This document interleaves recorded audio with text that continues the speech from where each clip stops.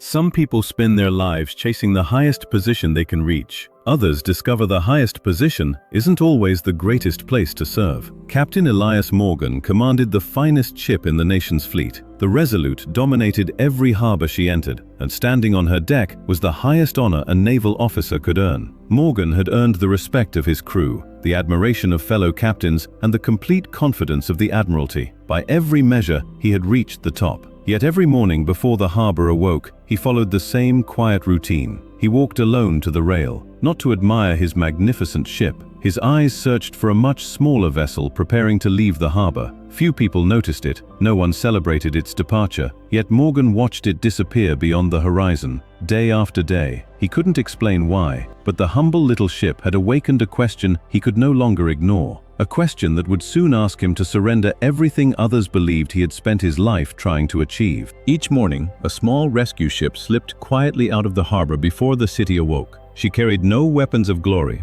no distinguished passengers. Few people even knew her name. While the fleet's great warships trained for battles they hoped would never fight, this little vessel sailed toward storms already claiming lives. Her crew searched for missing fishermen, rescued stranded families, guided damaged merchant ships safely home. When they returned, no crowds greeted them, only exhausted faces and grateful strangers stepping onto solid ground. From the deck of the Resolute, Captain Morgan watched them day after day. It wasn't the ship that held his attention, it was the quiet purpose of the people aboard her. They expected no recognition, yet almost every voyage meant someone else's family was made whole again. The more Morgan watched, the harder it became to ignore a single question. If greatness is measured by the lives we save, had everyone been admiring the wrong ship all along? One afternoon, Captain Morgan stood beside Admiral Harrington as the fleet returned from a successful training exercise. Cheers echoed across the harbor. Signal flags danced in the wind. "They performed well," The Admiral said. "They did," Morgan replied. Then his eyes drifted toward the far dock. The little rescue ship had returned. Its crew quietly helped an elderly fisherman ashore. A frightened child wrapped in a blanket clung to a sailor's hand. No one applauded. Most people walked past without noticing. The Admiral followed Morgan's gaze. "A fine crew," He said. "but hardly the command a man spends his career pursuing." Morgan said nothing. The words stayed with him. One ship prepared for danger. The other faced it whenever someone cried for help. Both demanded courage, yet only one was celebrated. Standing aboard the fleet's greatest ship, Captain Morgan began to wonder if true greatness had been anchored somewhere much smaller. The question stayed with Captain Morgan for weeks. Men spent their entire careers hoping for the command he already possessed. Why would anyone leave it behind? Yet every rescue he witnessed strengthened the conviction growing inside him. At last, he requested a meeting with Admiral Harrington. "I've been expecting you," The Admiral said with a smile. "There's talk of another promotion." Morgan took a slow breath. "My request is different.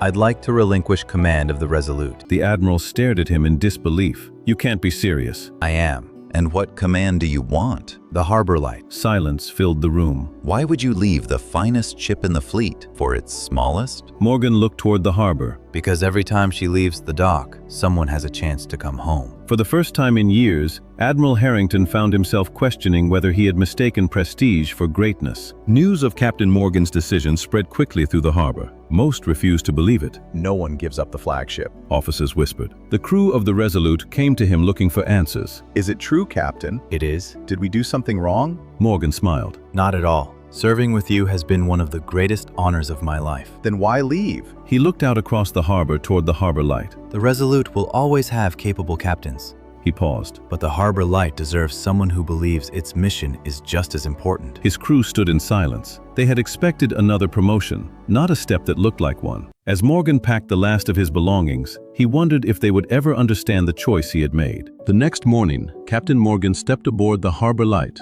There was no ceremony, only a small crew preparing for another day's patrol. Several sailors looked up in surprise. "Captain, we weren't expecting someone of your rank." Morgan smiled. Neither was I. A few nervous laughs broke the silence. The ship was weathered, her cabins were cramped. Nothing about her impressed the eye, but everything aboard had a purpose. The crew cared little about appearances. Every rope was ready, every tool was in its place. Every sailor understood that before the day was over, someone's life might depend on their work. As Morgan greeted each crew member, he noticed something different. No one talked about rank, they talked about responsibility. Then the lookout's voice rang across the deck. Captain, distress signal to the east. Morgan turned toward the open sea. He had been aboard less than an hour, and already the harbor light was racing toward the reason he had chosen her. Dark clouds rolled in without warning. The calm sea turned violent as the harbor light pushed farther from shore. Rain lashed the deck. The wind screamed through the rigging. A young sailor looked toward Captain Morgan. We can still turn back. Morgan shook his head. Someone sent that distress signal because they couldn't. The crew pressed on. Then, through the driving rain, the lookout shouted. There! A fishing boat rose and disappeared between the waves. Its mast was gone. 2 fishermen clung to the wreckage while a third struggled in the sea. There isn't much time. The helmsman warned. Another wave crashed over the crippled boat. This time, it didn't come back up. Without hesitation, Morgan gave the order. Bring us alongside. The crew exchanged uneasy glances. One mistake could send both vessels beneath the waves. But Captain Morgan hadn't left the fleet's greatest ship to watch from a safe distance. He had come for moments exactly like this. Rescue lines, now. The crew sprang into action. Training replaced fear. As sailors steadied the harbor light against the pounding sea, Captain Morgan seized a rope. A young sailor stopped him. Captain, you shouldn't. Morgan met his eyes. If they're risking their lives, so am I. The lifeboat plunged into the waves. One fisherman was pulled aboard, cold and barely conscious. The second reached for the rescue line, just as a wave swept him beneath the surface. There! Morgan caught a glimpse of a hand before it disappeared again. The crew lunged together. One sailor leaned so far over the rail, another had to hold him from falling in. Then, their hands locked. The exhausted fisherman was hauled aboard, coughing but alive. For a moment, no one spoke. The storm still raged, but every sailor knew they had just witnessed a victory no medal could ever equal. As the harbor light turned toward home, Captain Morgan knew he had chosen the right ship. By the time the harbor light reached the harbor, the storm had passed. Families crowded the dock, searching every face. A little girl spotted one of the rescued fishermen and ran into his arms. His wife followed, holding him as tears filled her eyes. No speeches welcomed the crew. No medals awaited them. They quietly helped the survivors ashore and prepared for the next call. A young sailor stood beside Captain Morgan. Does it ever bother you that hardly anyone knows what happened out there? Morgan watched the reunited families. They don't need to know our names. They only need to know the people they love came home. The sailor nodded. In that quiet moment, he understood. Some victories are celebrated by crowds. The greatest ones are celebrated by families who get another day together. In the weeks that followed, Captain Morgan found his place aboard the harbor light. Some days they rescued sailors. Other days they searched for hours with nothing to show but weary hearts. Still, the crew answered every call.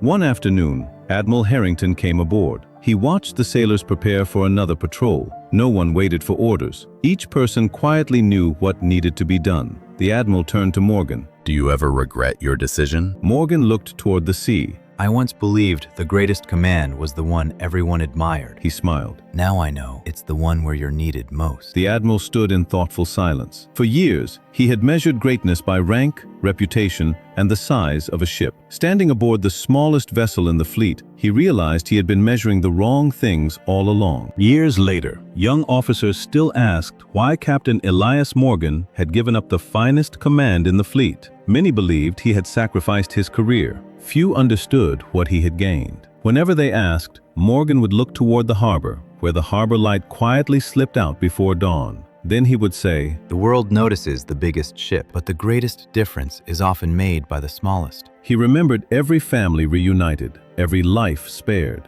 every person who came home because one small crew answered the call. I once believed greatness was something people gave you. I've learned it's something you give to others. Moral. True greatness isn't measured by status, recognition, or the position you hold. It's measured by the lives you serve and the difference you make when no one is watching. Every story leaves a lesson. Every lesson leaves a choice. If today's story stayed with you, subscribe to Motivating Morals, timeless stories, lasting wisdom.